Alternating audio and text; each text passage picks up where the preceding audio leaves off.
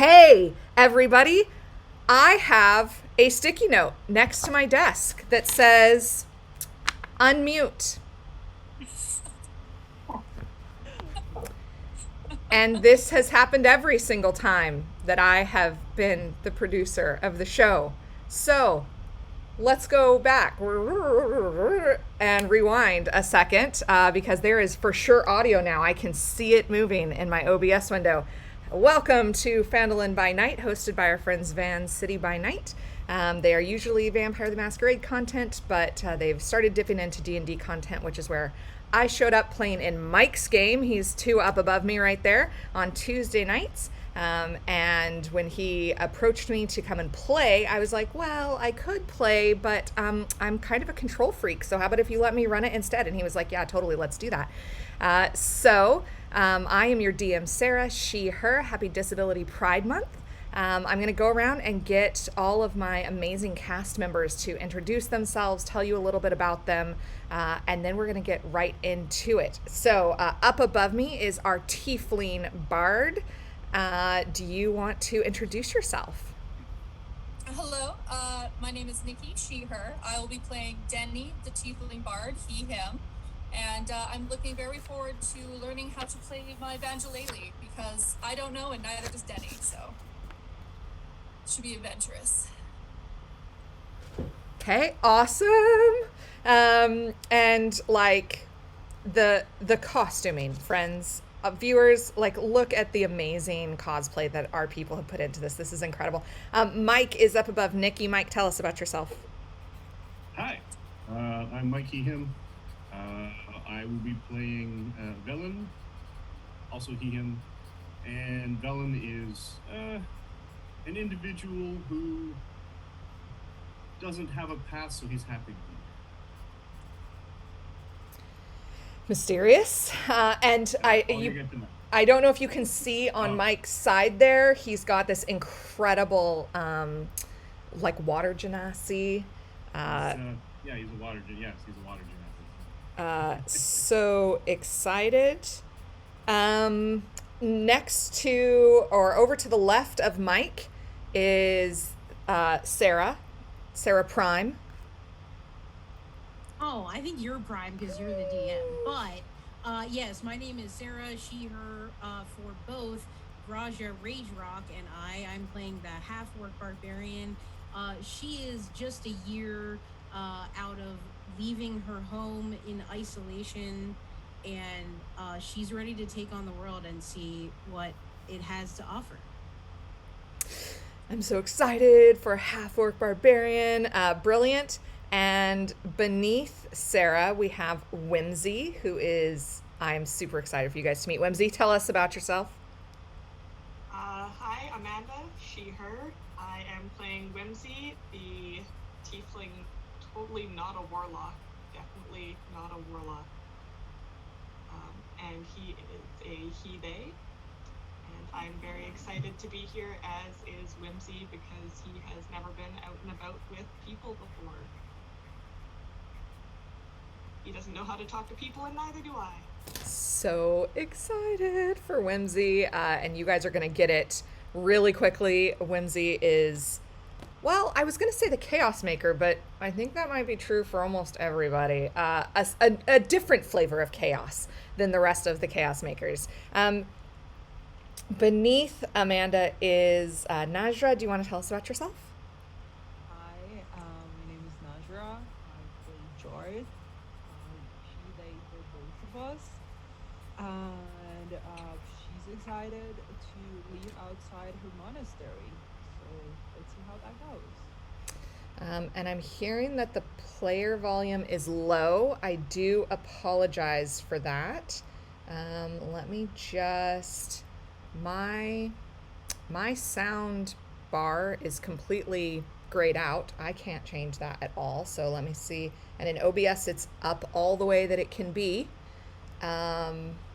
So I'm going to ask my cast members to just speak really loudly. Can I do that? I can turn up my as well. Yeah, if you guys can turn up your volumes, that might be also really helpful. I'm going to bring my microphone closer to my face. Or bring the mic closer. Sure. That's a good idea. Sure. Okay, well, without too much more delay, let's get into our game. I'm super excited for this. When we met pre-stream, we did a session pre-stream where we kind of got our story all set up. So as you can see, for those of you who are looking at the map, we are set in the Forgotten Realms, well, the remembered part of the Forgotten Realms, because a lot of stuff is set in the Sword Coast. But we are here in, we started in Neverwinter.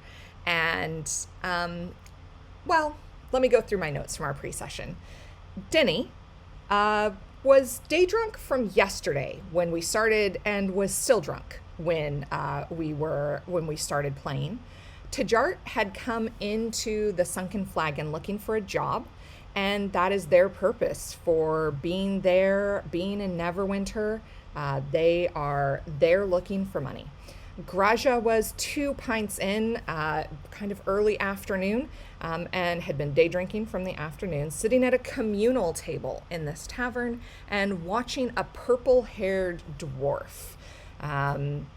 Whimsy had been trying to pay for their pint with a feather rather than the coin of the realm, and Graja carefully tucked away into her fur vest while Denny ended up paying for the pint. Over the course of the time, they met a Graham Norton-esque dwarf. His name is Gundren Rockseeker, who they got a job from. He was accompanied by a human man in plate armor wearing the symbol of the Lord's Alliance, which is kind of the local United Nations of the area. They represent and support a variety of different cities and communities. And his name was Sildar Hallwinter. And the dwarf offered them a job, basically an easy, simple convoy. There is no reason for this to go wrong. They just have to meet him at dawn at the docks to pick up the cart. There's some stuff that is on the cart. It's like spices and flour and like basic supplies, some mining supplies to take to Phandalin, which is a city, or it's a small little villagey town about 3-ish days away, along the high road south of Neverwinter. And like what could go wrong other than I almost spilled my Diet Coke all over everywhere? What could go wrong with this, you guys, really? Honestly, it's like a simple convoy mission. These are 6 or 5 very highly or not trained people who have skills of some kind. I'm sure they do have skills. So yeah, it's going to be just fine. So as you guys, it is dawn in this bustling port city of Neverwinter. Neverwinter is not the biggest city on the coast, but it is definitely the big city of this area. And so there is, even at dawn, there are ships coming in and the fish market is being stocked. There is tons of activity. The docks are bustling. Some of the dock workers are more or less hungover from being out too long the night before, but nonetheless, everybody is there. You guys, some of you had stayed in the inn, getting your rooms there at the Sunken Flagon. Some of you found some alternate accommodation, but nonetheless, at dawn, you guys find yourself standing at the docks at Neverwinter. Was there anything you wanted to do before you headed to the docks?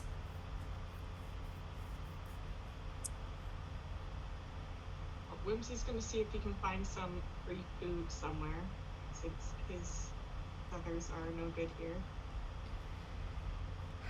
If not, then he's gonna roll out. He doesn't like being late. Denny is going to show up 15 minutes late, because that's how Denny rolls. Fashionably late at all times. And I'm gonna take a drink for the road as well. Curly straw. Important. Okay. I'm going to lower my voice because all of my sound bars are completely grayed out. I can't change any sounds at all. So I am going to maybe just sit further away from my mic, is what I'm going to try to do to balance this.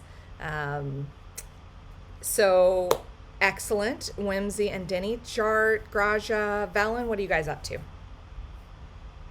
Graja is definitely just meticulously making sure all her packs and supplies and her axe is well sharpened and ready for battle. And probably Garage is arriving 15 minutes early for sure. That's just how she rolls. So yeah, just kind of a meticulous preparation, making sure she got enough sleep, getting stretched. The discipline is there for her. Okay. Jart? Jard probably already ran a couple miles around somewhere, completed her morning meditation, and then got at the same time as Graja, 15 minutes early to the side. Okay. Velen? I can see this is going to go into two camps really quickly. So, Velen will wake up and you'll remember that, oh yeah, I agreed to actually go on this 3-day tour. Kind of does some mental calculations in his head, grabs a couple of wine skins, fills them with wine, make sure that there'll be enough. Probably for more than one person, but I mean, who day drinks around here anyway? Or we're working, so we'll make sure there's enough, but not too much. Generally, I guess he'll be the one on time. But like I said, at this point, he's just sort of happy. He's just sort of like, yeah, okay, this is a fun thing. I'm going camping for. Okay.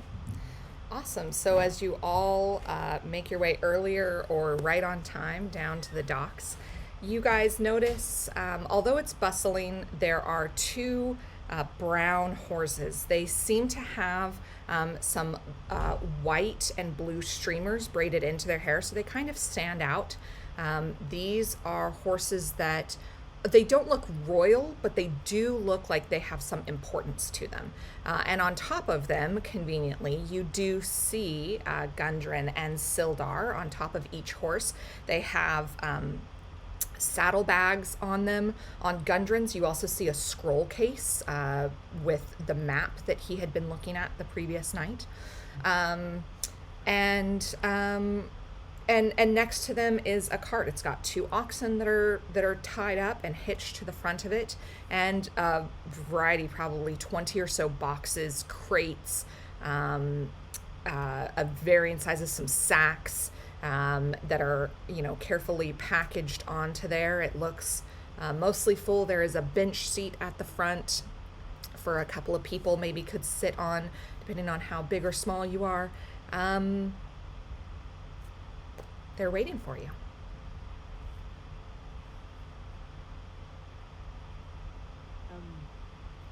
Hey, Gundren, says Guardwell, approaches the dwarf.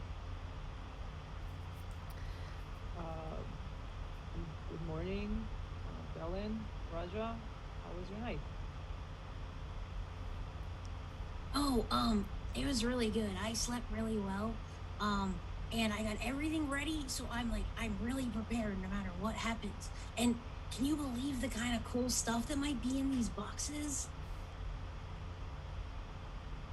Yeah, I've never been to a mining site, so I don't know. Well, we got this, right, Velen? Wine? Oh yeah, no, yeah, for sure. I mean, that's what's possible when you go wrong. I mean, we're literally just heading to a mine.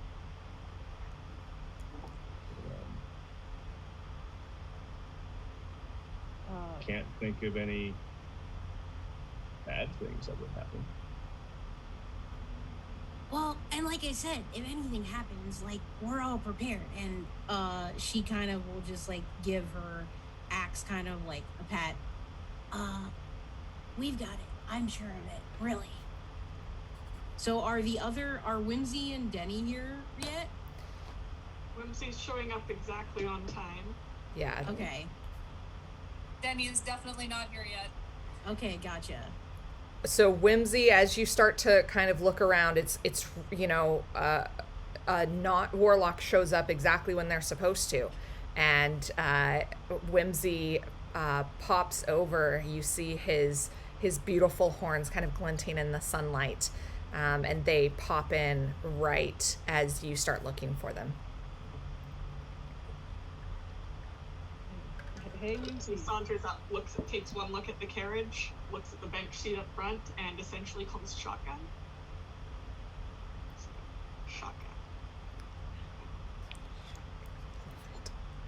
Yeah, I mean, I figured I won't be on there because I'm pretty big, right? So yeah, you guys should definitely ride, and I'll just like walk or go on the horse or whatever I'm supposed to do. That's what I'll do. Okay. While everyone is discussing what they want to do, Denny's going to saunter up with a drink in hand and a pained expression on his face. It's very bright out here. But is everybody here? I'm having a really hard time opening my eyes to check, which is probably not related to anything else. I don't know why my head hurt so much. Where's Denny? Oh, there he is.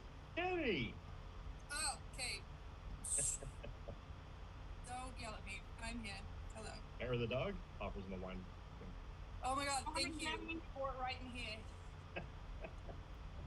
Where are we going? And Graja's like looking on this exchange of alcohol at what I presume is a very early hour, and it's like, and she was day drinking in that tavern that day for sure. But now that like the adventure is on the way, she's kind of looking at you all. Do you think we should? I don't know. I mean, I guess you guys can do whatever you want, but I don't know if we should drink on duty. This is our job, right? You're right, and I'm sorry. I'm just. Oh, this is sometimes when I get nervous, drinking helps. You know. Also, it's really. Yeah, I get that. I do. I get it. You guys You're right. notice that Sildar and Gundren, as opposed to the evening before when Gundren was kind of the more animated, he is clearly not a morning person.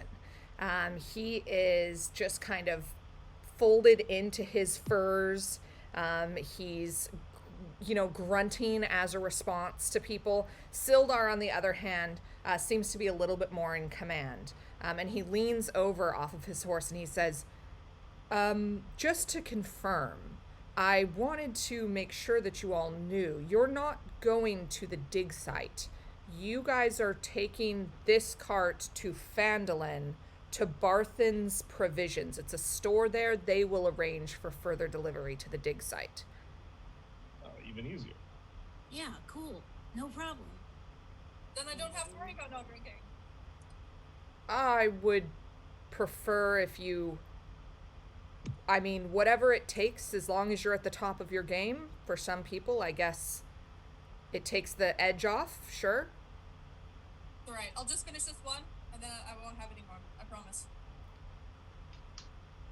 I'll be good. This is water. Make either a persuasion or deception roll. You don't have to tell me which one it is. Okay. First roll of the campaign. Okay. Hold on 1 second. My computer is very laggy, so I'm just gonna roll with real dice. So. Sure.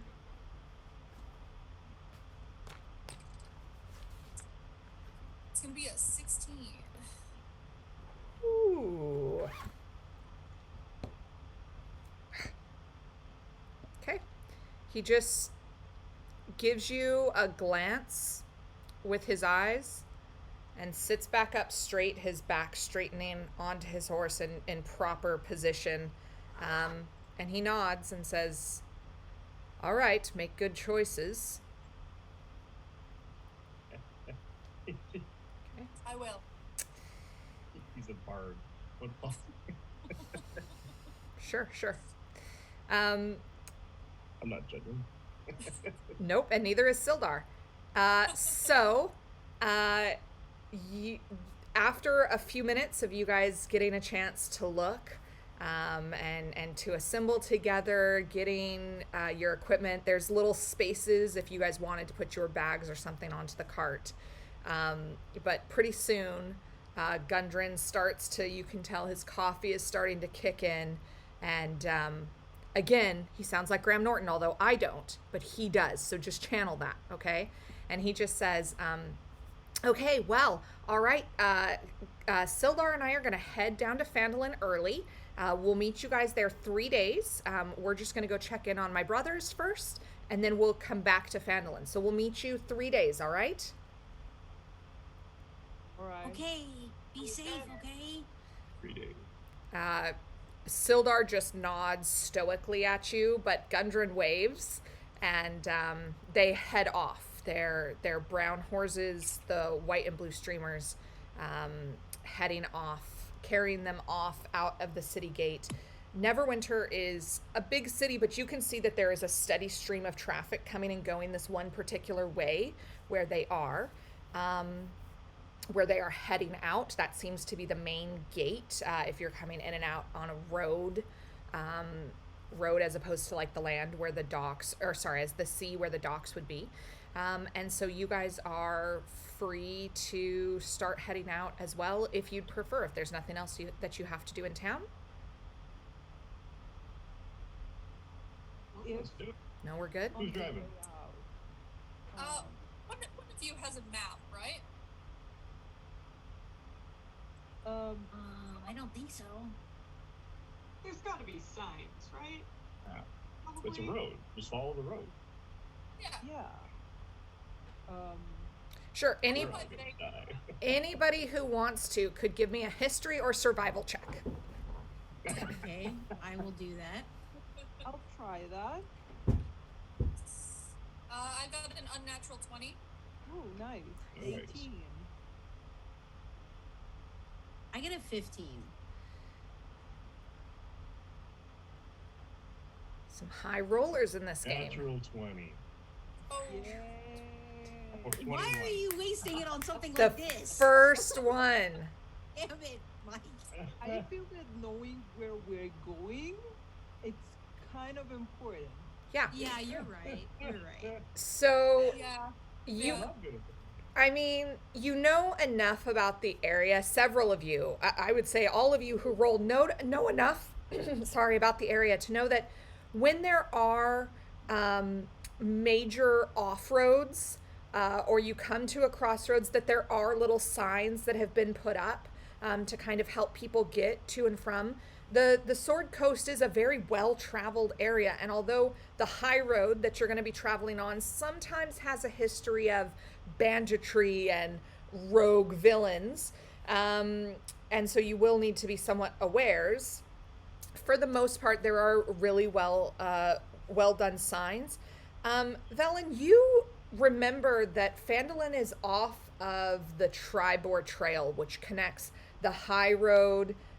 It's kind of in between a mountain range and a forest, and the Tribor Trail will connect it to an interior north-south running road. And that Phandalin is off of the Tribor Trail, not too far. It's about a half day's journey into the Tribor Trail. So whereas the Tribor Trail itself is like 2-3 days, Phandalin is like the first stop there.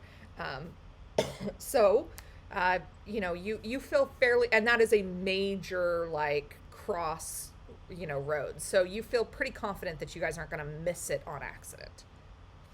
All up here. Okay. Yeah. We'll be fine. That's right. We're all gonna die. On the way out, George is gonna try to find, if there is on the way, not like really important, somewhere to buy darts Sure. Like, do you want any like poison on the darts, or are they just regular like blow darts? Yeah, just regular throwing darts. Throwing darts, like for a game. Yeah, those work.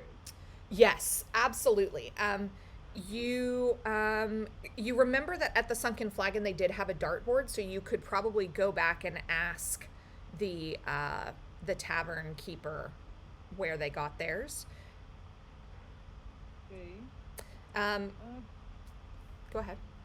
it's kind of out of the way, so like, so, so basically on the way out, she's gonna try to find a place where she can buy something like that. Sure.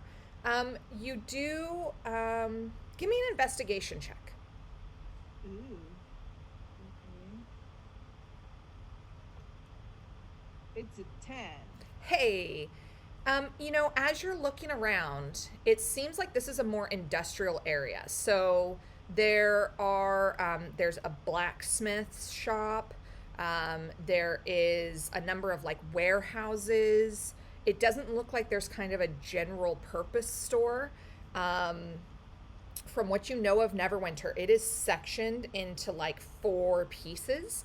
So the river runs right through the middle of it. And then there is like a wall that separates north-south through the city.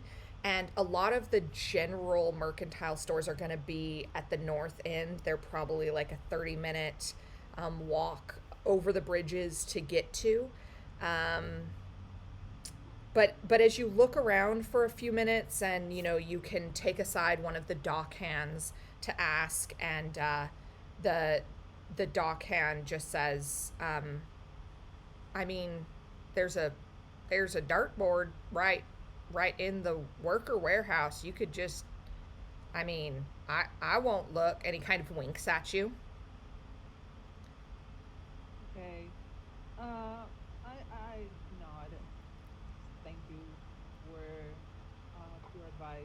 I'll get them some for the day. Just like go back to the group and Okay. start. Definitely it's something you can keep your eye out for.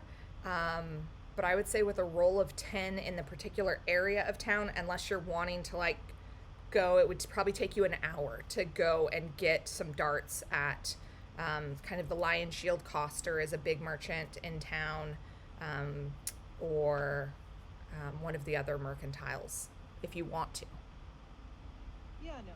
She's just gonna go back to the group and be like, hey, ready to go, I guess? Whimsy has already crawled up into the front seat, like jazzed to go, like patting the horse up in front of him. Ox. You know, hump. Ox. Oxen. Ox. Giving it a bit of a butt pat. I have a question, Whimsy. Do you know how to drive a car?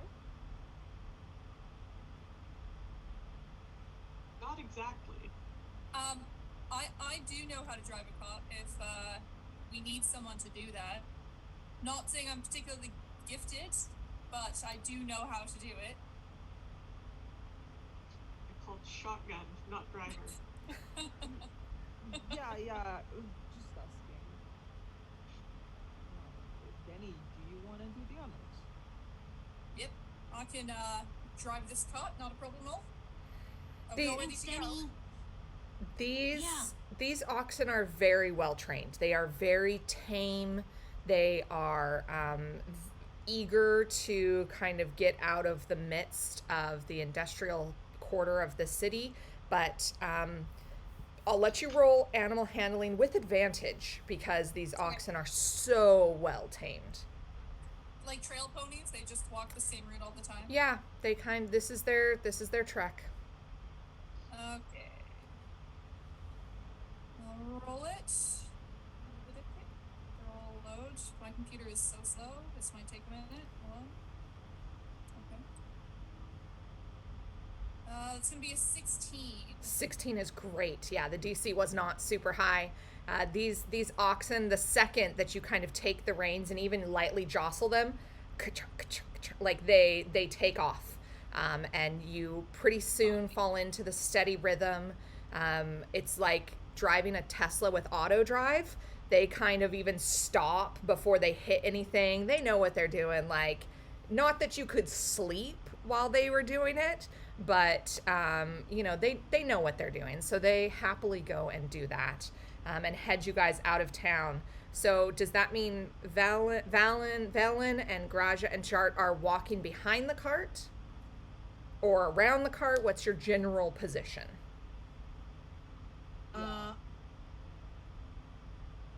I think George is gonna be like in one of the back corners, trying to keep an eye. And I'm gonna be on like the left side of the cart, sort of keeping an eye on Denny as he drives. Okay, awesome. And Velen, what you up to?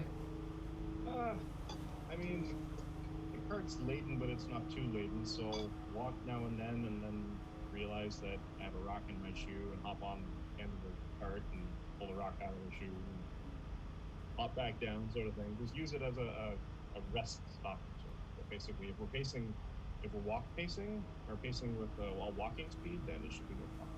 Sort of hop back. Yeah, things aren't particularly. These aren't thoroughbred racehorses. These are trail oxen, and they keep a leisurely pace. I will get, as you guys leave the city, there is a checkpoint with some of the mercenary guards of the city.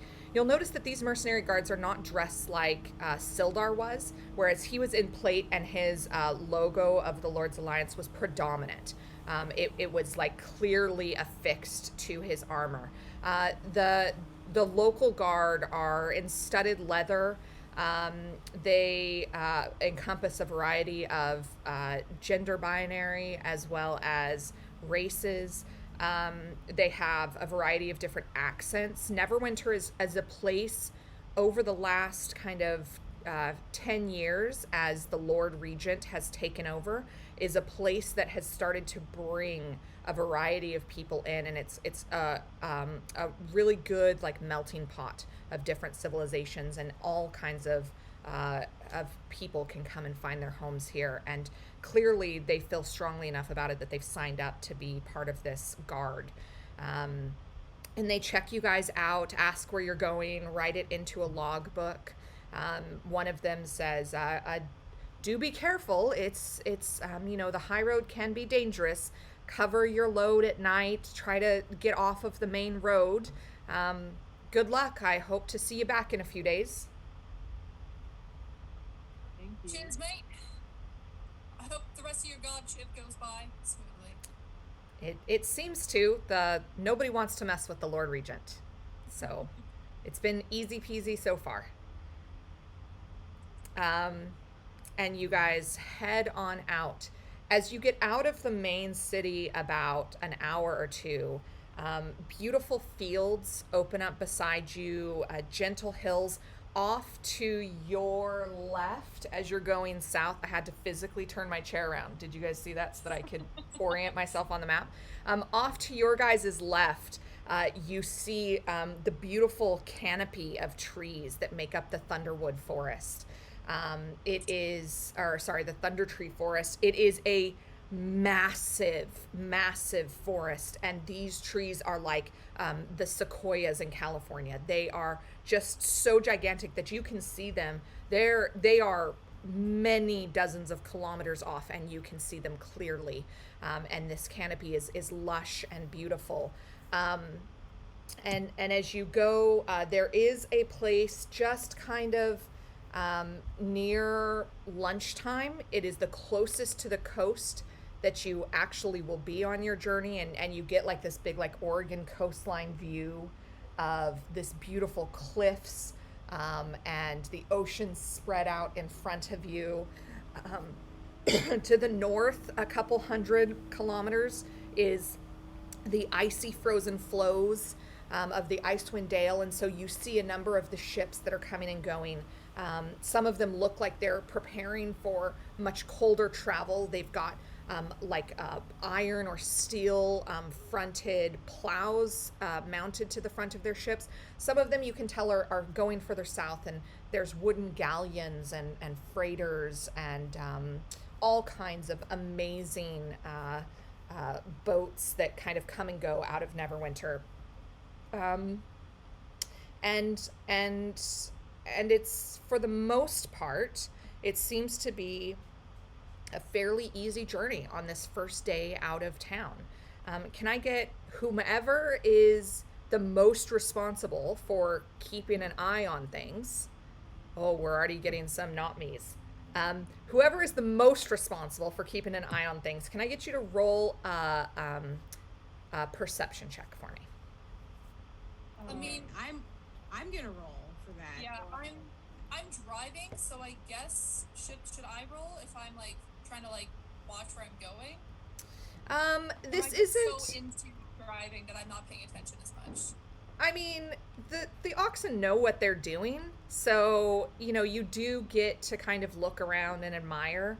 But I'm looking for the person who's most responsible for looking for like bandits or giants or gnolls or something like We're that. actually supposed to be looking for giants? Yeah. Oh, Giants Well, exist in this world, sure. Okay, well- Yeah, Okay. Whimsy and I have been talking shit this whole time, so I am definitely not paying enough Sure. attention for this. Sure. Oh no. I'm sorry. I gotta fly. Graja, the beauty of and the serenity of this nature, which, not that you were uncomfortable in the city, but certainly being out in nature, you just kind of take a bit of a breath and you just get a little bit introspective in this moment. And you kind of lose track of keeping an eye out for anything. But luckily for you, for the most part, you don't think, as you do kind of come back to and you're like, oh, no, I was supposed to be watching. You don't appear to have been followed. Nobody appears to be looking at you or tracking you.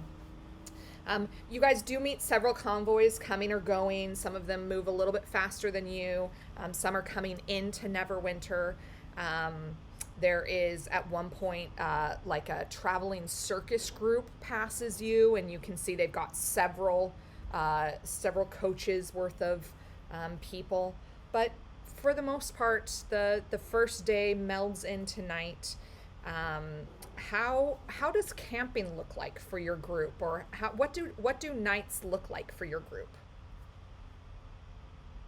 Well, I'm going to hobble the oxen and make sure that they can't just run away with our wagon. Not that they would; they are very well trained, so they probably know the score better than we do, honestly.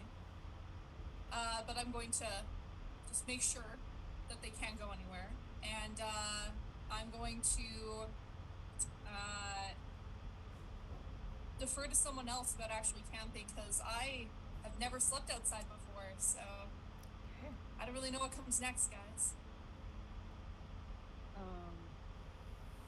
Yeah, George, being like a farm bro, is gonna start like picking up some wood to make a fire, set up her sleeping bag next to the cart. You guys have food?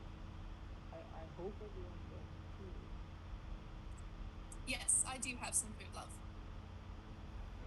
If you're hungry, I've got you covered. Correct me if I'm wrong, I think this is kind of our first camping night we've ever had together. So I think we're kind of forming maybe what our nights look like.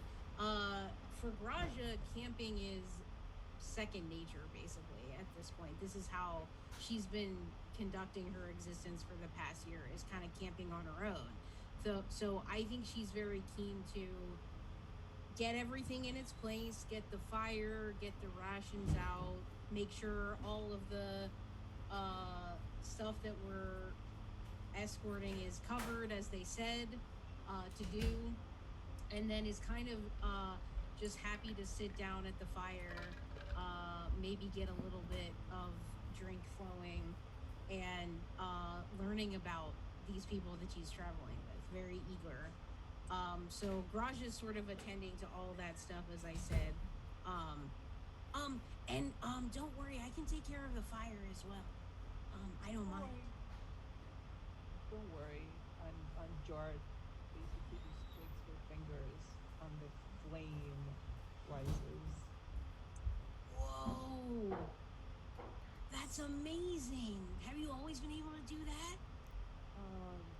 Yeah, that's why I have like this, and that's why I ended up in the monastery, kinda. Oh, okay. Um, yeah. I mean, I don't mean to be rude.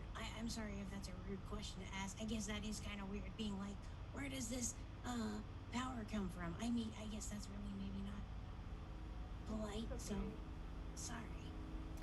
You noticed, Graja, as Jart kind of snapped their fingers and got this spark and this fire going, that along their veins, it almost looked like lava being exposed under like a flow that had covered. And you kind of notice, especially around kind of the neck and up into the like ears and cheeks, this kind of rush of almost flame or fire just under the surface of the skin as their genasi trait kind of comes out.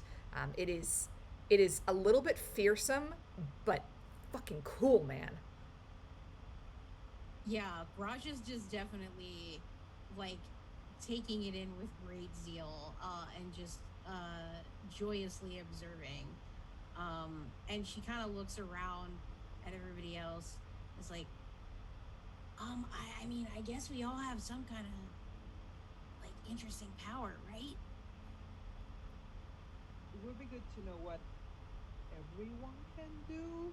Yeah, If we find bandits or something. exactly. Denny? Well, funny you should ask, because what I bring to the table is the power of song. I am, not to toot my own horn, amazing at song. So, you're welcome. What kind of music do you make? Okay, sorry, I just, out of character, I forgot across the room to get it, so I'll be right back. Just 1 second. Absolutely. He stands up from the fire and goes all the way to the cart. You know, like somebody who was clearly like in theater in high school, and they're like, and scene, and like they like prepare themselves. Yeah. Denny like takes a moment like with their back to you guys, and when Denny turns back around, you see A banjolele. Because Denny doesn't do anything that he's supposed to. Why would I play the dulcimer when I can play a banjolele? So, this is a song that I've written while driving the cart just now. I've written it for you, Gralja. This is a song for you. I just need all of you to brace yourself because it's going to be beautiful. So, this is hit in the face with a giant axe. Can you The tell my husband to garage shut the fucking thing off, because that's all everybody can hear?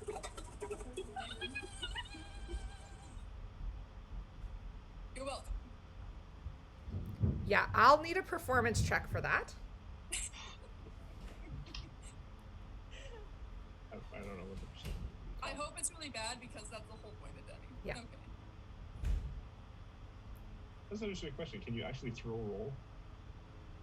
Can you give yourself Can you purposely fail? It's a 6. Hold on. What's my Nice. Hold on. Sorry, I forgot to add my performance. 12. So A 12. Graja is going to take inspiration from that no matter what, because Graja is taking everything in with absolute pleasurely abandon, and Graja is going to take inspiration no matter what from that. The rest of you guys, there were a few keys that were a little bit flat, and you know, there was some, for those of you who are arcane users, there was something that you can tell was kind of being conjured, but also like awry a little bit. It was a unique piece of performance art that none of you are likely to forget in the near future. Contemporary. It's the definition. Danny, music is very different than where I'm Thank you. from. Thank you. Very unique.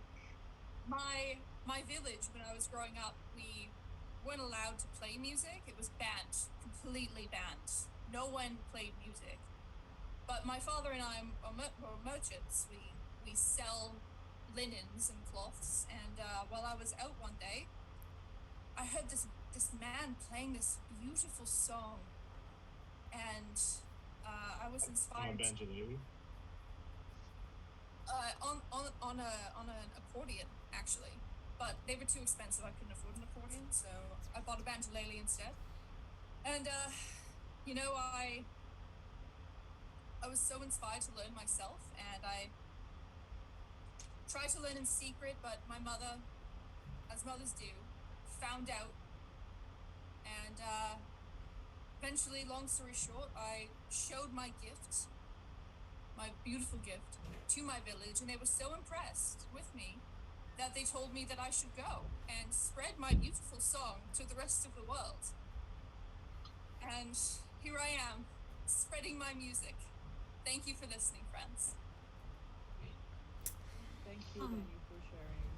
Yeah. I just want to say I totally get you about like your mom, because like I wasn't allowed to listen to anything except the worship music from the temple. So I mean, I really like hearing new types of music. I've definitely never heard anything like that before. Thank you. And I mean, and Graja definitely kind of like withdraws a little bit and probably blushes. And I mean, that is really nice. You wrote a song about me. I don't really know if I should like. I'll give you something in return. I'm not sure what, but I'll figure something out. This is a gift freely given, friends. Don't worry about me. But I appreciate it nonetheless. Thanks. In the provision, in most things, like I'm not sure about the capping provisions or whatever, there's usually a pot. So Velen will take a water skin with water in it. Hey Denny, need a top up? Pours the water into the pot. Mate. Cheers. Shape water into little cubes and then freeze it. Yeah, absolutely. And then it kind of pulls out instant drink, pulls out the ice cubes and drops a couple in Denny's drink. Cheers, mate. Over canned gift. Yeah. That's my particular genesic power. And you guys noticed, Graja, you would have noticed as you watch all of these amazing talents come out. As you looked at Velen, you'll notice that the scales along the side of his neck seem a little bit sweaty.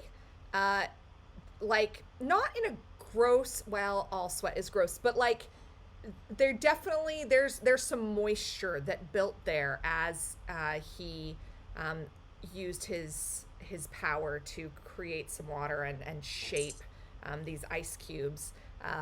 And within a few seconds of him dropping the cubes in, the moisture kind of gets sucked back into his skin. Like you can actually see the little droplets disappear back into the scales. I don't sweat, I glisten. Sure. Wait, so Velen, just make sure you don't turn the water to ice when you teach me how to swim, remember? Oh yeah. Oh, okay. No, yeah. Yeah, just don't turn it to ice then, because I mean, I feel like that would make it a lot harder. I mean, I could probably make it easier for this one just by moving around in the water. Well, I think I should That would probably be learn to do it myself at some point, though. So much water around here. Ice? Man, I don't even know what I do in the ice. Oh. They put it in drinks. Drinks it to me. Oh, yeah. Yeah, it's definitely good for that. All it needs is an umbrella. Whimsy, what about you? Oh, me? Yeah, you got feathers? What else do you do? I definitely have feathers. Would you like a feather? I mean, I was gonna ask if you had any extras, but I mean, yeah, I'd really like one if you give it to me. Got a green feather for you. Just A green one? And Raj is just overwhelmed. Like, she's got a song dedicated to her. She's got a feather that sort of matches her whole aesthetic. Like, she's kind of on cloud nine, just on the friendship train here. What's the feather from? Is it from a bird? It's definitely from a bird. A rare bird. You don't see them around here. They're definitely from far away. So treasure that. Yeah, I definitely will. And Raja will spend some time sort of twirling the feather and just looking at it from every angle in the light of the fire, and eventually kind of just like tuck it away into her blouse. Okay, so like, where are you from? It's both very close and very far away. Okay. You guys ever heard about the Feywild? Anybody is welcome to roll a history check. Or religion, maybe, if... I'll roll religion. 30-20. Oh. I got a 12. 30 to 20. I got a... Wow. I got a 7, so... I'm doing bizarrely well on all these rolls. I should not. I got an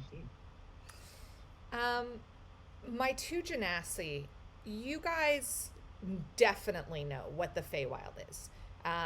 Being familiar with other planes of existence and that your lineage doesn't always come from this area, you know that the Feywild is as beautiful and majestic as it is dangerous. That there is many stories of people who travel to or come from the Feywild that, although they don't explicitly mean harm, can cause a lot of chaos. And that traveling to... There's a lot of children's stories in like the Hans Christian Andersen style of don't do this is a bad idea. It is something to be revered and protected. It is also something to be feared and not done lightly. So with my 12, does that even ring a bell to me? Yeah, for sure. With your 12, the Feywild you would have heard from in kind of like Ring Around the Rosie style songs growing up. There are certainly there is a common understanding that the Feywild, whereas the Genasi's understanding of it would be a little bit more nuanced. Yours is a much more like, oh, that's problematic or troubling. That's interesting, and it's not necessarily a place that you feel at the current time you would be interested in going to. Gotcha. So Graja takes that in and she's like, I think my mom said something like you shouldn't speak your name aloud to one, or like they'll take all the shiny rocks that you have. Like, I think that's, but I mean, I don't know it, but it's close and far, and that's where you're from.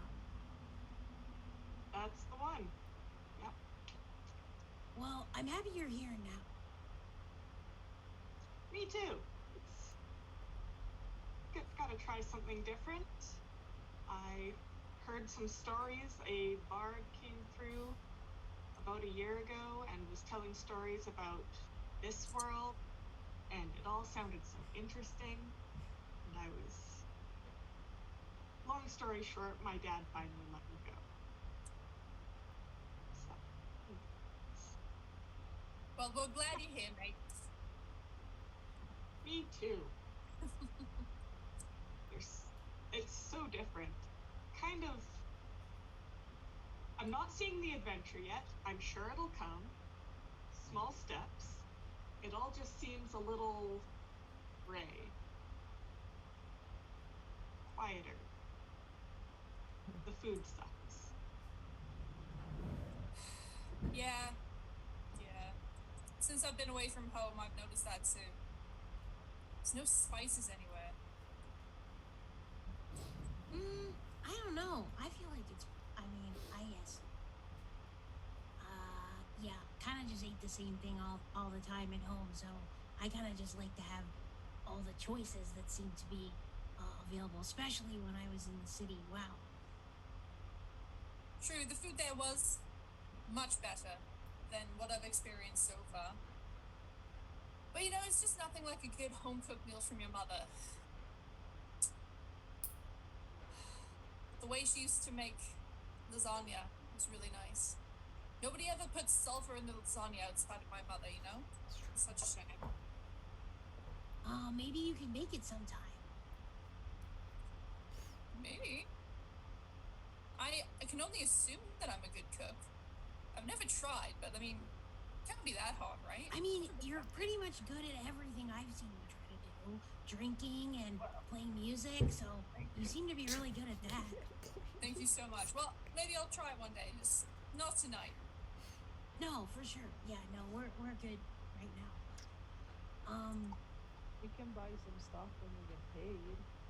Yeah.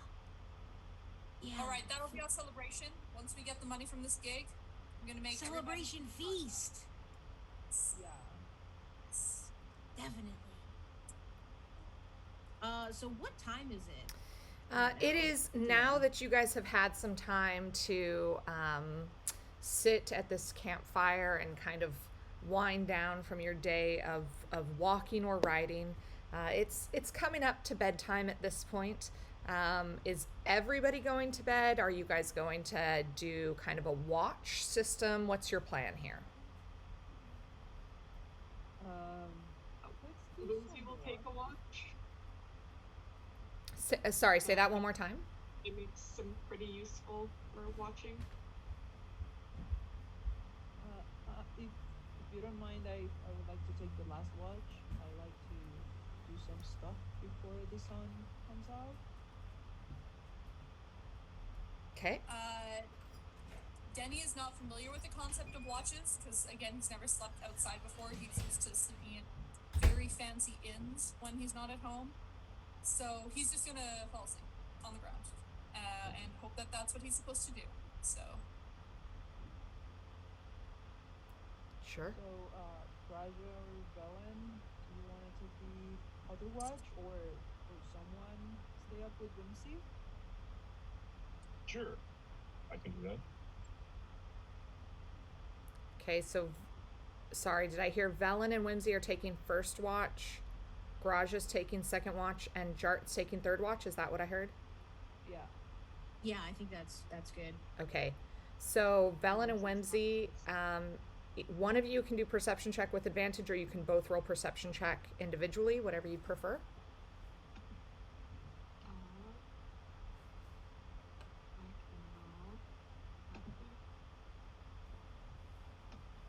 My perception is not that great. I think we all know how good my perception is.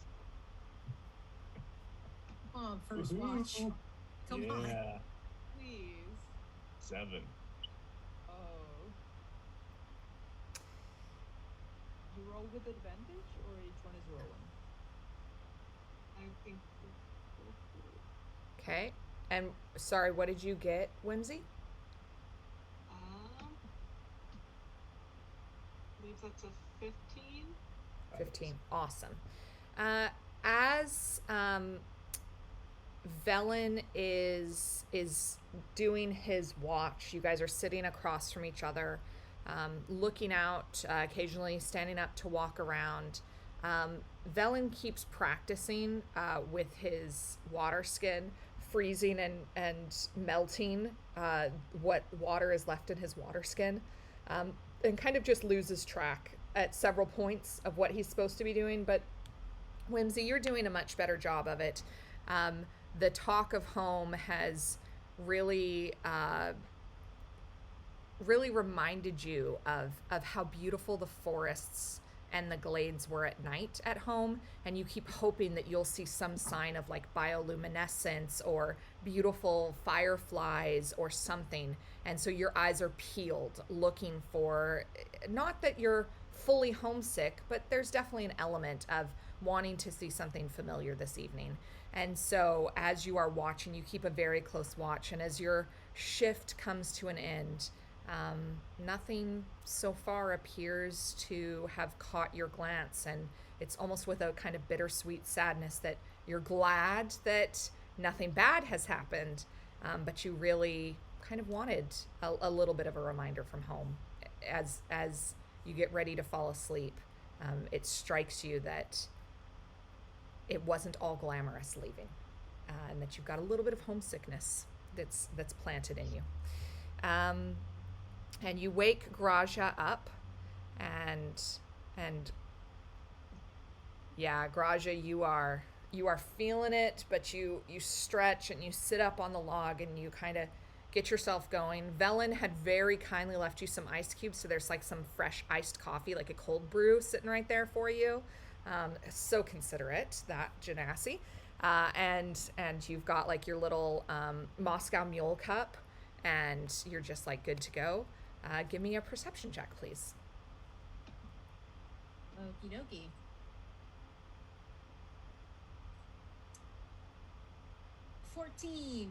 14. As you look out into the evening, what strikes you about evening watch, which you had kind of done from time to time at the monastery, there were sometimes, warnings that maybe the weather was bad, or there could have been some kind of incursion. It's the area where your monastery is not always in the most peaceful area, and so from time to time you had done some kind of night watch. And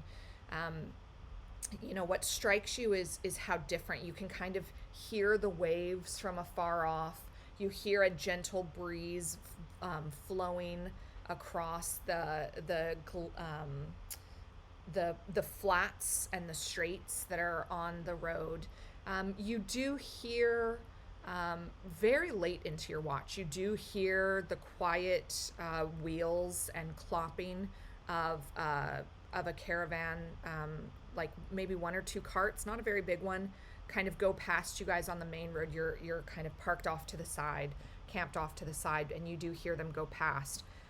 But it doesn't sound like they're loud or obnoxious or anything. Everybody else manages to maintain their sleep. And you listen very quietly, alertly, and they do just go past and kind of Doppler effect. You stop hearing them after a few minutes. And your watch comes to a close as you wake Jart up, kind of not being very careful, like as you shake Jart, not to touch any of the places where you saw the fire. That you're not sure how that works, but you're not interested in testing that right now. Don't know where the go button is. Yeah. All right, Jart, your turn. Okay.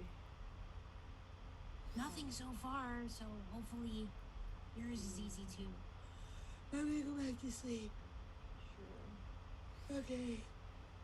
Jart, as you wake up and do your watch, give me a perception check.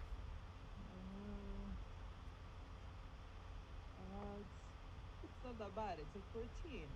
13. What really strikes you, the first little bit of your watch goes by uneventful.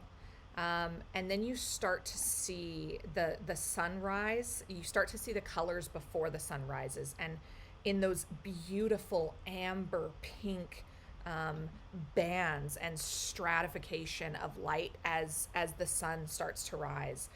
It reminds you of the most beautiful hues of your people as this golden fireball starts to rise. You feel the warmth of its rays, but you also just feel a calmness and a reconnection to the power that you hold within and the power of your people. And you watch very carefully. You can start to see a lot of movement in the little, like you've tucked yourselves into like a little, not a forest, but like a little glade of trees. And you start to see lots of movement as the birds are waking up and the squirrels start to climb the trees.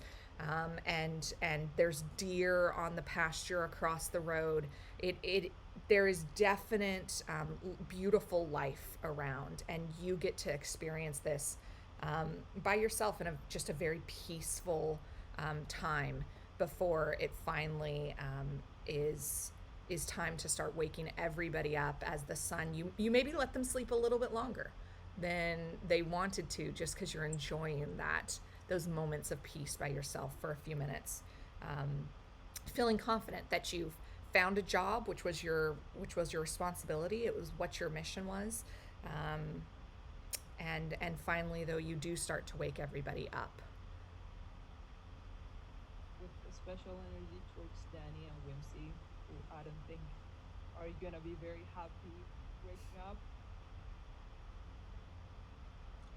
You definitely remembered from the day before. They were the ones who appeared on time or fashionably late, but they were not the ones who were there early. And so it's easier, Graja, as you like gently go to nudge her. She's up and like ready to go. Graja is ready to do this thing. Velen similarly grunts a little bit, but gets himself up and moving around. Dinny and Whimsy require a little bit more coaxing, but eventually they do come around as well. Are you guys doing anything this morning before you get back on the road?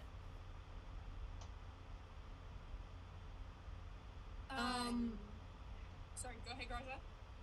I was actually gonna ask, like, I don't know, since I'm new, what do I consume any of the rations that are like in my inventory? Yeah, in order to have a long rest, you're supposed to consume a ration per day. I'm going to be honest, I am not the DM who's like super nitpicky about that kind of stuff. I just expect you guys to take care of that. If at some point you're out of rations, somebody will need to do some hunting, Oregon Trail style. But yeah, and similar for those of you who have like bows or crossbows, I'm not going to track your arrows. Please try to keep somewhat on top of it. But yeah, I'm not super nitpicky in that way.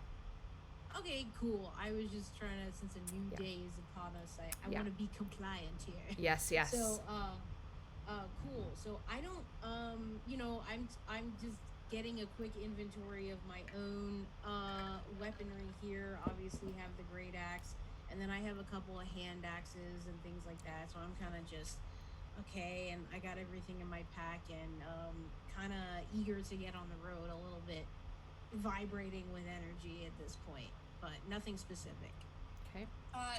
Denny is going to wake up in a lot of pain because he slept on a root or a rock or both, and is very concerned that he can't have a nice hot bath, but no one else is complaining, so he's going to be very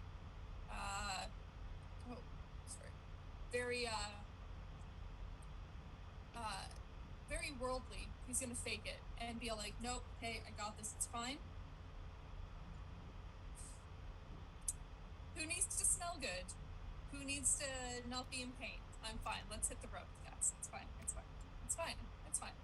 It's fine. It's gonna be fine.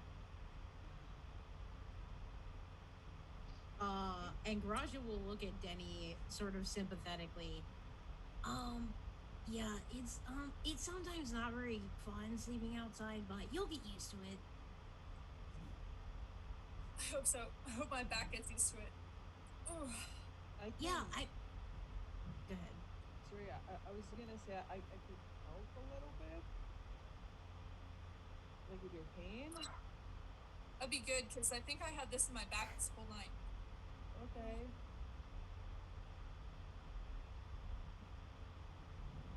If So you could just pick me up and just crack my back for me, that'd be... That was exactly what I was gonna do. yeah, sure. Perfect.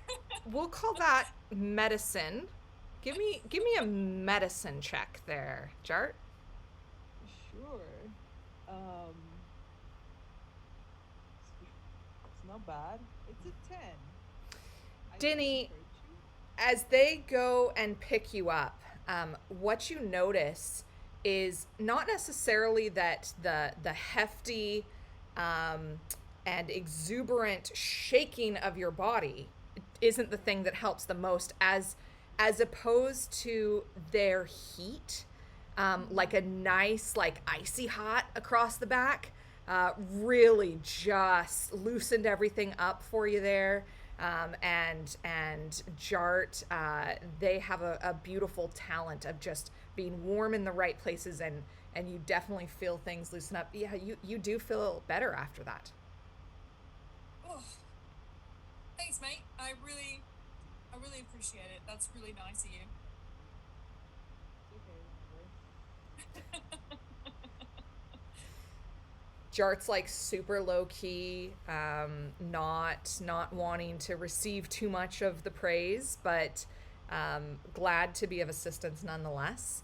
And as you guys get back on the road this morning, you manage to travel through most of your day. The weather has turned a little bit. There is a light misting in that kind of Pacific Northwest way that just, it's a little bit of a marine layer. There's grayness. It's not humid. It's just that there's water in the air. Not humid, like if you've ever been to the Pacific Northwest, you know the very specific conditions that exist in like Seattle, Portland, Vancouver, where it's just, it's not misting and it's not humidity. It's just wet.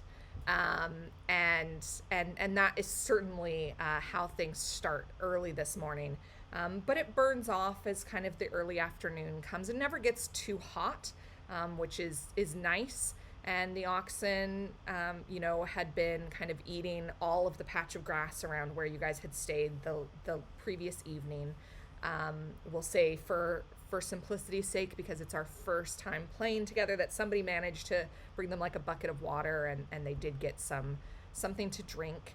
And you guys move on.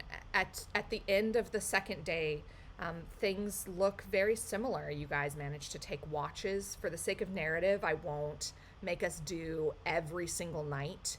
I won't make us go through this process every single night, but as the second day kind of comes to an end, is there anything that anybody wanted to do on this second day's worth of journey?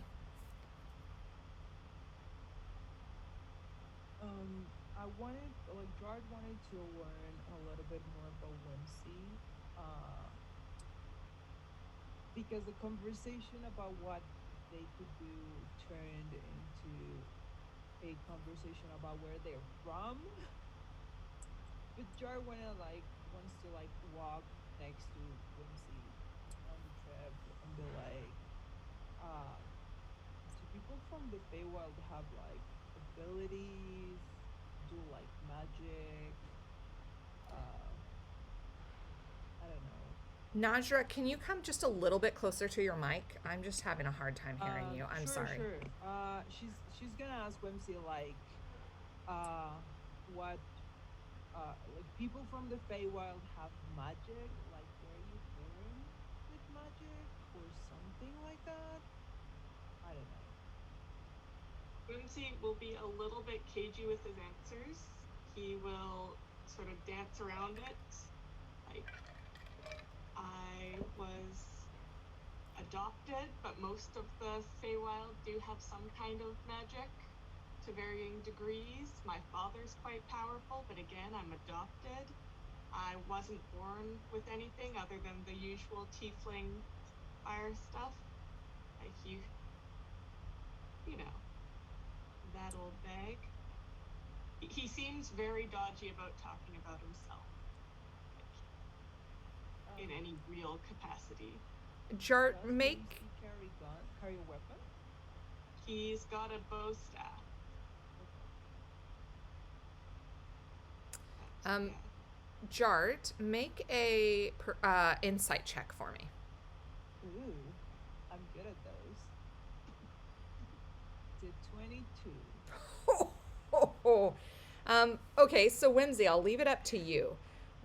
What would be kind of the underlying reason? Is it just that Whimsy is uncomfortable talking about their history, or is there like a little bit of shame or guilt, or is it that it's just simply unknown? Why is there a little bit of a hidden piece there? Whimsy's embarrassed.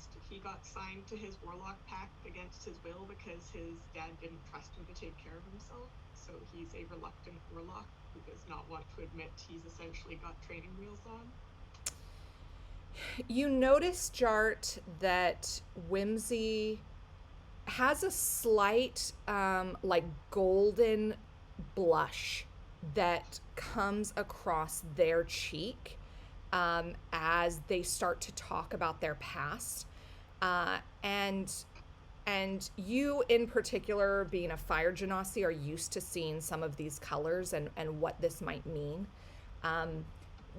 There is a little bit just in the way that the eyes kind of dodge in and out of your frame as you're trying to have a very low-key conversation, that there is a little bit of maybe embarrassment or shame around their past, but they're not really wanting to open up about it. It's not that they're trying to get you to pry the information. They're very uncomfortable talking about it. Okay. So when I realized that, so basically George starts talking about their life, like to share a part of me so Whimsy feels more comfortable with what's going on. So like I grew up in a farm. Because of like the brand in my neck, I was taken to the monastery, like kind of the general stuff. And is the rest of the party like privy to this conversation, or is this a private conversation? I would say that as soon as Jart realized that this was making Whimsy uncomfortable, Jart's volume lowered significantly just to keep that a little bit more private. Denny, I think, would probably hear the most because Denny and Whimsy are sitting next to each other. I mean, it's not like you completely can't hear anything, but there's also oxen and a cart, and you guys are walking, and some of you are not like right next to the cart. I would imagine that Graja and Velen are, either behind or off to the side. So it's not like you got a really clear listening to that. Although Graja, I think it makes a lot of sense because your character is so interested in what's going on that you tried your best to, like, Samwise Gamgee eavesdrop as much as you could. That's kind of what I thought. I was For like, sure. I'm probably For trying to sure. hear, especially if they're like talking about themselves. Yeah. Like I want to. So I'm assuming I catch a bit of it. Yeah, you definitely like hustled your pace a little bit to kind of get as close as you could. But there was definitely a point in the conversation where Jart dropped their voice. And it made it much more difficult unless you were going to like walk right up next to them and be like, hey, so what you guys talking about? Like, No, I'm not going to, Roger's not going to do that. But just, yeah. Okay. And as the second evening comes to a close, my question is for Denny. Do you try to gather some like furs or something to sit on or sleep on? Do you grab one of the packs that's in the cart? What's your plan? Well, I was actually just going to take a quick look at my inventory. Sorry.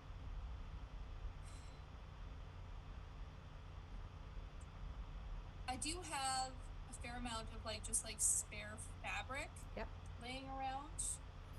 So I think I'm gonna just bundle myself in that like a caterpillar making a cocoon to turn into a butterfly, just like a little burrito. It's as tight as I can. Just like sleep in that without any movement. You can just see my face poking out, but that's it. Otherwise, Oh my I'm God. completely encapsulated. I want to draw that Denny Rito. Yeah, we definitely are going to need some fan art here. No problem, you do, and you also kind of you clear out the space so that for sure there's no roots or anything under No you. rocks. You've no learned. roots.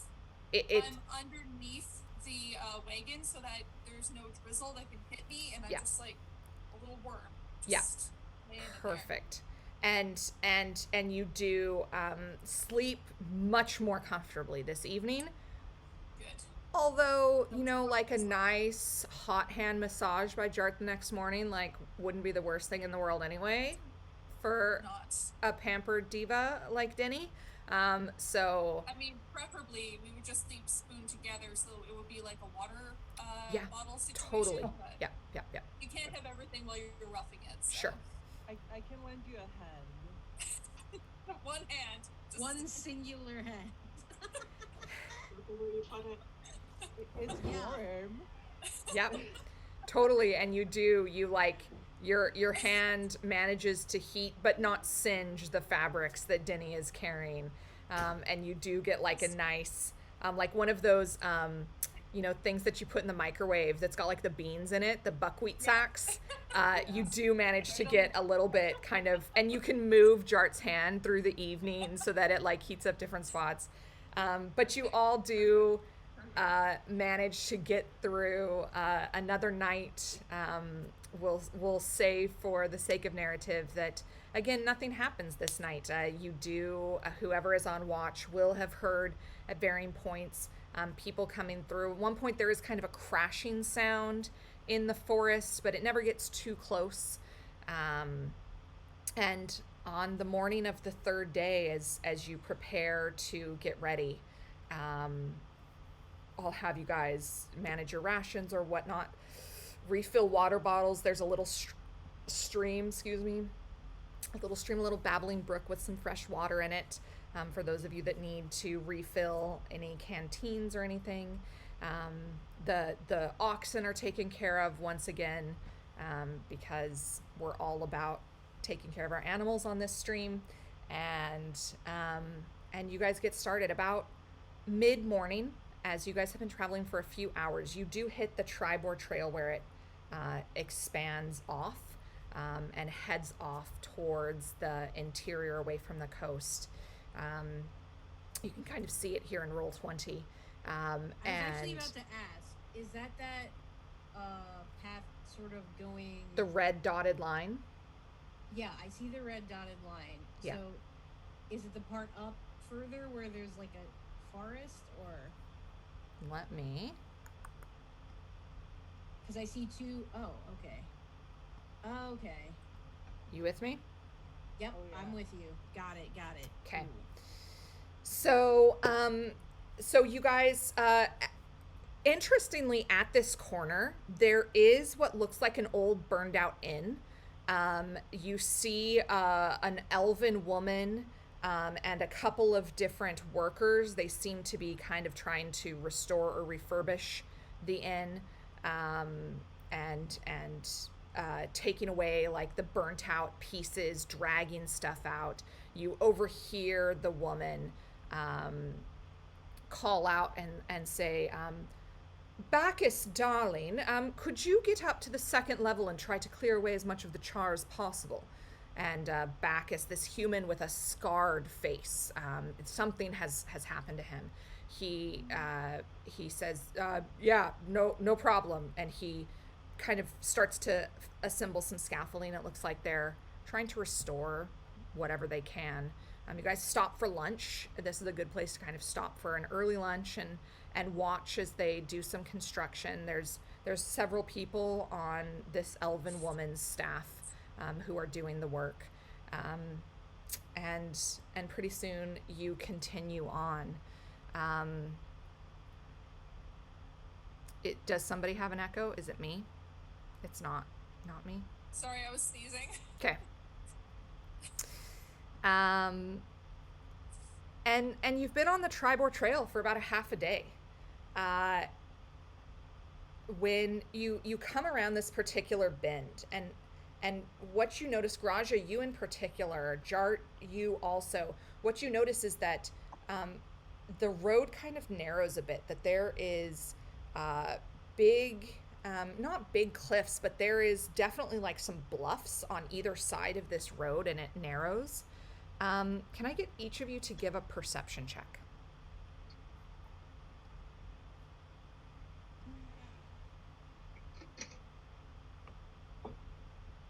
Ooh, good. It's a 22 for me. This die, 5. there's a cry. Okay. Jart, you notice something unmoving on the ground, big and unmoving on the ground ahead of you. You notice brown fur and blue and white ribbons. And as you start to come around the bend, you notice that there are 2 dead horses lying on the ground. Blue and white ribbons coming out of their hair, tied into their manes. I don't know if you guys can see the Roll20 map. I've just changed it. So I'm going to get... I don't have a cart. I apologize. I totally should have done that. But I assume that the order looks something like this. How then move us to the new map? Oh, you know what? No, it's probable that I just didn't move you guys, and that's why you can't see what I'm talking about. There we go. How's that? Oh, wow. Cool. Okay. And so you should be able to see your characters. There I am. What? I'll zoom in. I'll make all your characters really big so that you can see your characters. So this is Graja. Oh, hell yeah. And Jart. I'm working on trying to find a better one, but It's okay. Denny, I had to use a tiefling one because I don't have and Whimsy and Velen. That's so cool. Velen, I had to use a dragonborn one. I'm sorry, I don't have any Genasi of That's these ones, but I know that you've got like that blue, and I figured this is kind of scaly. So I do have, there's multiple versions of these icons that I have in my pack. So if you know, you'd prefer like a different hair color or skin color or something, I tried to do my best based on your descriptions, but for sure let me know. That's really cool. And Yours is very androgynous, so it's valid. I was, because I know that Jart has a shaved head, but I was having a hard time finding that. So I'll keep working on Yeah, it. she's 6 feet tall, very wide. Her entire body is covered, so it's like Yeah. So as you guys come around this corner, Jart and Graja, Jart in particular, you notice these horses. They have several black feathered arrows sticking out of them. And the woods are pressing really close, steep embankments and dense like thickets of bushes and trees on either side. George's gonna first set up a kind of in a dodge position, like bend her knees, and just like kind of stay a little bit lower, and it's gonna say to everyone like, it seems the forces of Thundren are dead ahead. I don't know if someone's watching us go through here. And she will be like very dodgy and like very slowly moving, not towards the center of the path, but towards the side, kind of like the edge of the road, which is where someone could attack them from. And Graja, upon getting this information from Jart, kind of mimics them in getting down, because Graja is also like 6'2", 6'4", and very, very large. So she's gonna sort of follow suit and be like, "Oh, okay, I'll be ready. Oh no, I hope they're okay. I hope they got away." Sorry, just really quick as an aside, is Denny the smallest one here? Because that checks out, but also I'm just curious about it. 'Cause Yeah. Denny's Possibly. I think all three of the dudes are the smallest ones. Yeah. Denny's Aha. fine.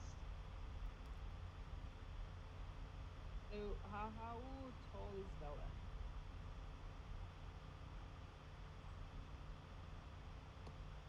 Like, We can't hear you, He's Mike. Muted. He's not muted, but we can't Oh. hear him. No, I turned off my mic. Sorry. Oh. I wasn't sure what the feedback was from. As an aside, it could be somebody has roll 20, and sometimes it sort of defaults to a camera on, microphone on through roll 20, so that could be a feedback for something. That's but what Velen's happened about- with me. Yes. Velen's about 6 feet, 6'1". Okay. OMC and Denny are the shortest ones. Okay. nice. Yeah, it checks out. Denny, short king for life, for sure. Okay. So, what are your guys' plans? Is somebody gonna scout forward? Are you guys gonna move forward as a group? What's the deal? I'm thinking maybe Graja will turn to Jart again. Maybe we should go ahead and check it out, and then the rest can follow depending on what happens. I like that plan. I think both of us are gonna just like kind of dodging, start moving forward. Why are we waiting? There's the dead horses, the Yeah. horses. They're dead. Why don't we go check them? Yeah. I mean, yeah, we're moving ahead to start to check out the going scene. ahead. We're just not sure if there's potentially danger. Velen, are you gonna go with them? Sure. Yeah. Okay, I'll get stealth checks. I assume that you guys all want to go stealthy. I'll get stealth checks from you. Okay. This is gonna be fun. Oh, isn't My that rolls one? are so bad. Oh no! I got a 6. We're not sneaky. I'm sorry. We are 6 feet tall. Giant Three couch. of us. We tried. Oof. Right. While I'm waiting for my dice to load, my cat just licked a clean patch on my makeup. So Awesome. rude. Edmund, what the fuck? I don't know what cats have with makeup, but my cat does the same. Like, normal makeup he doesn't really care about. This purple stuff, he's like, what the fuck? Yeah. Delicious. It's grape flavored. Everybody knows that. As you guys start to move forward, it's not necessarily that you are bad at trying to be quiet. This road, this area has been cleared off, and is more well maintained. That's not proper English. It is highly maintained to allow for there to be no places to hide. So you are trying to do your best at being quiet, but there are, there's no place to hide. There's kind of dead and decaying leaves on the ground. So there's, crunching as you're walking on this path. There is just no good way to be quiet as you guys approach. One of the ways that I have Roll20 set up is that you guys can all move each other's characters. So if somebody's not here, you guys can play for somebody else, and you can move your own characters there. But I will move you for now. So do you guys want to get to about here? Is that fair? Really close to the horses or not quite? What's your thinking? Well, I rolled a 22 for stealth, Okay. so I would like to get quite close to the horses, but I would like to do so in like the bushes and not on the main road. Um, Not- are you abandoning the cart? I'm gonna make sure that the oxen are hobbled first, Okay. so they can't get too far. But then, yes, I'm going to cut through the trees. Whimsy's staying with the cart. The cart is the job. Okay. Um. Okay, so Denny is going to try and be like in this patch of bushes right here, right Yeah. on the bottom side of the embankment. Yeah. Okay, no problem. You guys don't even notice Denny like coming up behind you. As you look, if one of you were to look back, you can see Whimsy like waving at you, holding the reins. But you don't currently see Denny. As you get close, you can see that the saddlebags that were on these horses are open wide, and pouches are ripped. Anything of value had been taken out of them. You see the scroll case open and just laying tossed to the side. Yeah, I'll get. It will, Mike, but that's okay if that's what you need to do. We've also only got a few more minutes. Okay. So it's up to you, buddy. Whatever you want to do. This should be fine. So as you guys get close to these horses, I'll get you guys to roll an investigation check. Oh, this is really rough. Just roll. I am like single digit roller. This is hurting me. I got a 3. I got a 3 too. It hurts. 10. Okay. My investigation is gonna be a 12. Okay. Graja and Jart, what you guys notice is that you're kind of fixated on these thick shafted arrows that are poking out of these horses' bodies. Both of you have this connection to the natural world, and it pains you, and it is where your heart and mind are focused in this moment. Is to that these horses, you hope, died quickly and without any pain. Velen, you notice that there is some decay, that these horses have been dead probably for 2 days. There are swarms of flies around. There is the smell is strong. Denny, the same thing, like you can smell it from even how far away you are. And there is something about these arrows that they're not highly specialized. They're not like assassin arrows. They look like they're well crafted, and certainly they are thick and malicious. They are meant to do their job well, but it doesn't seem like this was necessarily like targeted in a way. This may have been a random kind of ambush style attack. And just as that thought comes to you, you hear movement on the embankment above you. Well, crap. Shit. Okay. I'm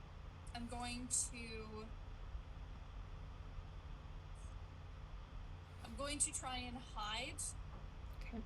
in the area that I'm in to try and make myself less noticeable to whatever that is. Okay. And with your stealth check of 22, like it's fairly easy. It's only been a few moments since you got here, and you, with your smaller structure and frame, kind of duck into what appear to be like blueberry bushes conveniently, so even your coloring manages to somewhat camouflage, and you duck quietly into this bush as you notice as you're looking up at the embankment kind of above you, you notice an arrow stick out of the bush at the top of the embankment and a green arm holding the front of a bow. Okay, I would. Can I make an attack on this arm? Yes, so we are going to do a surprise round of combat, and that's where we will end at the end of the surprise round of combat, and the start of next week we will roll initiative for everybody. How about that? Okay. Okay, so make your, go ahead, make your, Okay, I'm gonna roll my. Fuck. Okay. So to hit, I've got a 13. 13. Oh, let me pull up my Oh stats. no, yeah, 13. Sorry, 13. And what are you trying to hit with? Like, what weapon are you using? I'm trying to skewer their arm with my rapier. Sure. As your rapier pierces up through the bush, it's just as they're kind of settling their arm down. You don't skewer their arm. You do manage to knock their bow just as they're releasing the arrow, so they will get disadvantage on their sneak attack. So good job. And so 2 arrows get loose, one of them at disadvantage. They are aiming for Velen, who seems to be, whereas Graja and Jart are kind of looking down and they don't seem to be as aware of what's going on. Velen seems to be the bigger threat in this moment. Probably an 8 doesn't hit you, and this one's going to be at disadvantage. And I rolled a 17 and a 15 at disadvantage. And the short bow is a plus 4. So 19 to hit. Ooh, that's still hits. Yeah.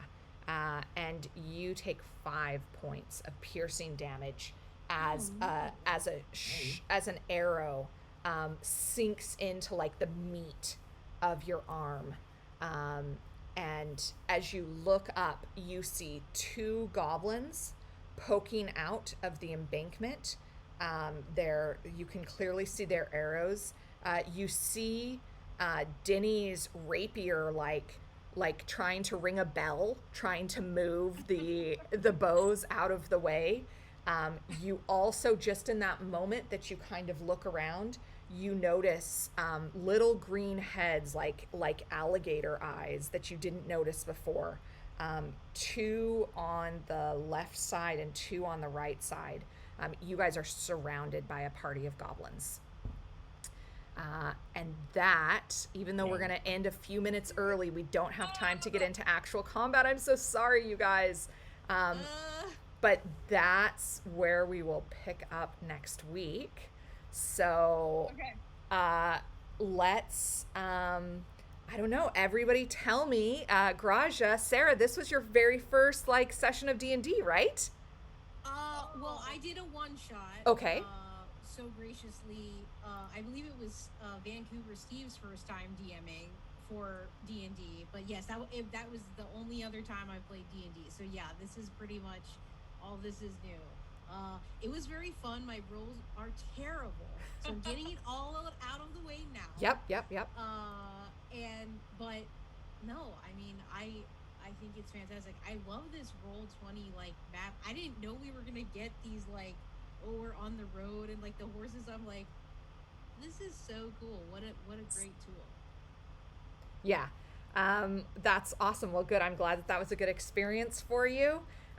We'll go around and I'll give everybody a chance to just kind of tell about themselves, any other projects they want to talk about. If you want to tell anything about your character, we've certainly got the time to do that right now. So we'll go kind of the opposite way. Najra, let's start with you. Sure. I feel we never describe the characters, so it's a good opportunity. So basically, Jared is about 6 feet tall, golden brown skin, like this. She has yellow eyes, Her head's shaved, and it has like this mark on the neck, and it's very androgynous because her body is mostly obscured. So that's for George, and for me on the chat, there's my Instagram is what I use the most. I'm a professional cosmaker, so if you wanna get anything ordered, I'm your girl. That's it. Thank you for being here.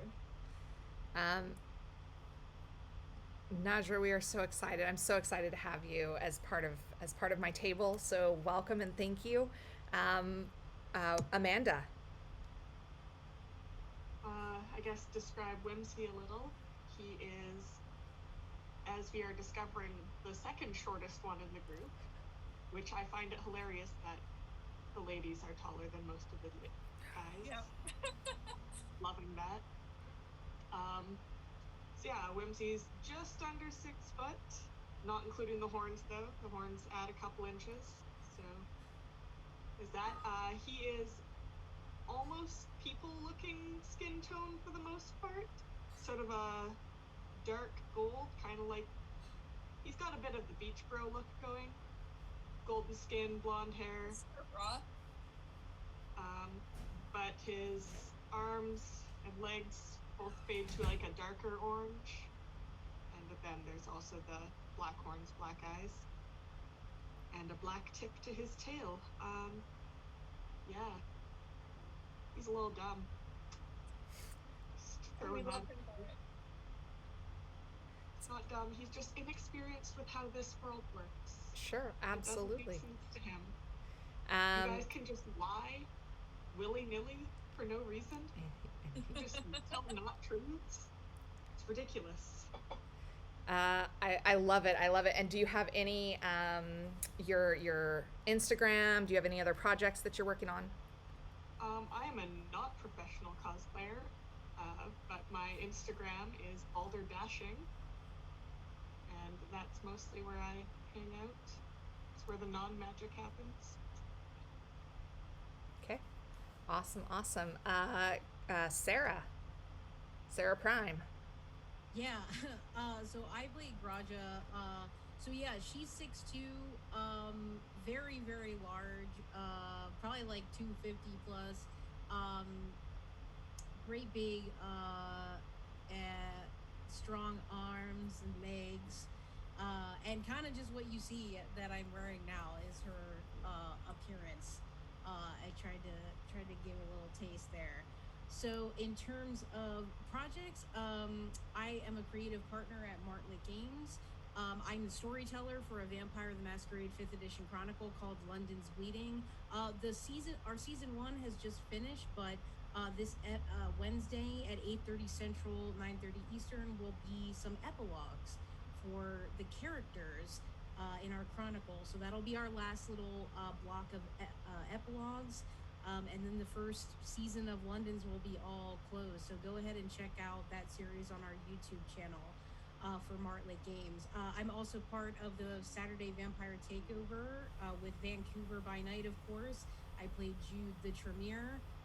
We're about to have our season finale, I believe, this upcoming Saturday. So that's going to be very, very exciting. Last week we had some amazing special guests, so I checked that VOD if you haven't got that.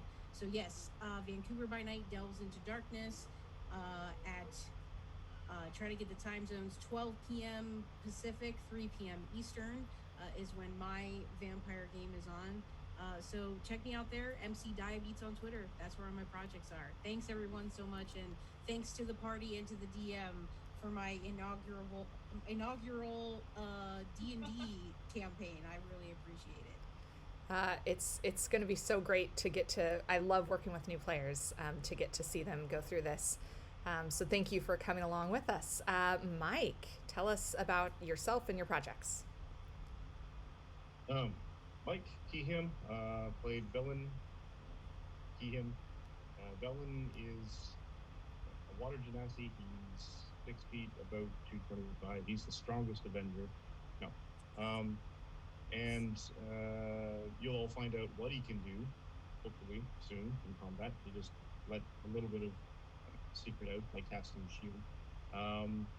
but beyond that, as the story unfolds, you learn more. You can catch me, right, pre and post COVID cosplay adventures at Canadian Captain America on Instagram or at CDN Captain America on Twitter.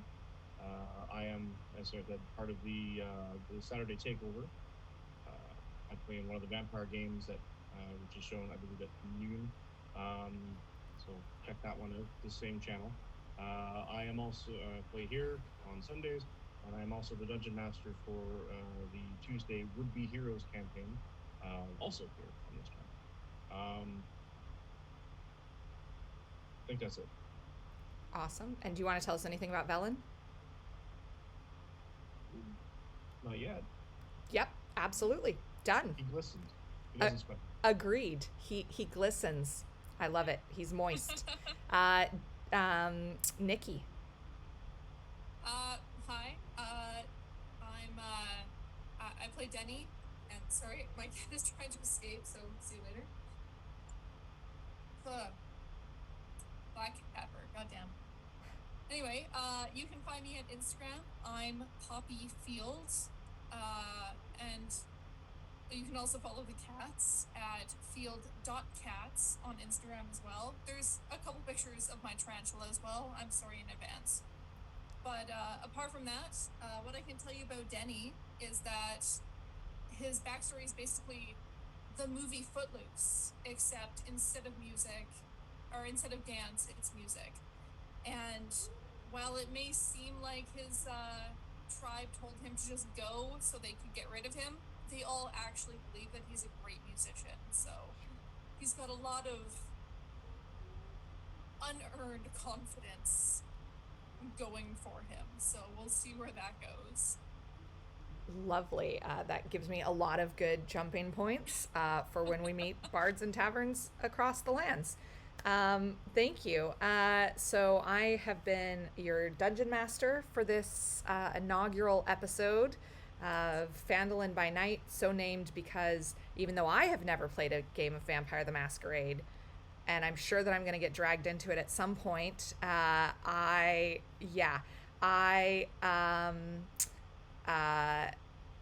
do recognize that we are on the Vancouver by Night channel. They've been so kind as to host us, and so we kind of named in homage to them, although there are no current vampires in my campaign and never planning on that. Or not never, but not right now. I'm just going to stop talking about that. I play Tuesday nights over at Would Be Heroes, where Mike is the DM, here on Vancouver by Night, and then I play in 5 other games during the week, none of which are streamed. They're just my home games with my friends, because I am a huge nerd.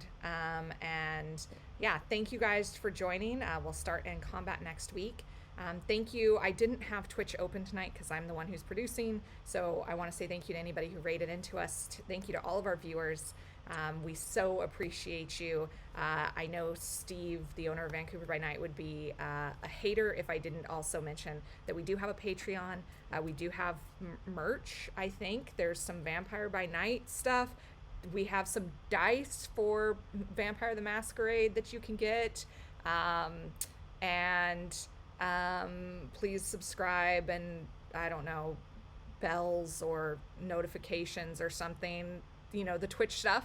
And thank you guys, and we will see you. Are we raiding into somebody else, Mike?